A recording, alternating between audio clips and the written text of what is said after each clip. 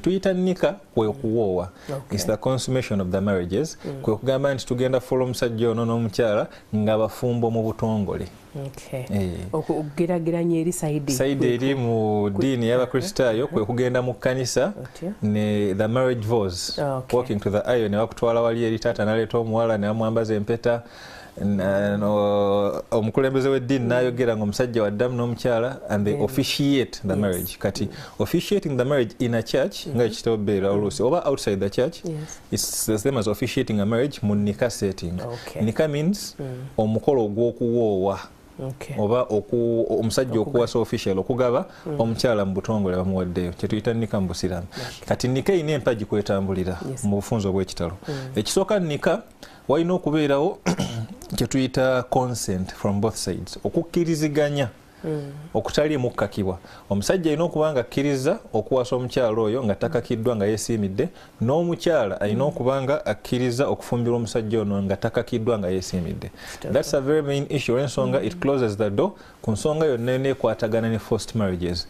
Kino nkiddamu kubanga nkimanyi abasiraamu bakikola nnyo for various reasons. Obusiraamu tebukkiriza forced marriages. Tokkiriza okukaka musajja kuwasa mukyala gw'atayagala, tokkiriza kukaka muwala kufumbirwa musajja gw'atayagala. Obufumbo si butuufu mu busiraamu n'obusiraamu tebukkiriza. Lwaki? After everything is said and done nga bavuddewo awo bagenda beera babiri, omusajja n'omukyala. Kati baba tebeeyagala nga bennyini tebeesiimye wajja beerawo obuzibu amanyi. Kati ekyo kyekisooka, there has to be consent. Ekyokubiri, ng'oggyeko consent y'abagole walina okubeerawo consent ya families.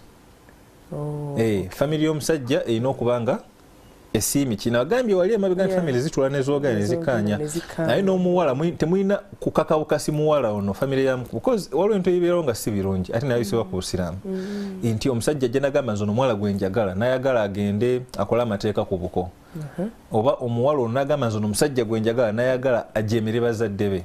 Tugambe ekkubo tetulikwata mu ddiini. Family y'omukyala kasiteegana omubawa ekisinga obulungi mukireke, because the marriage is bigger than mu ababiri.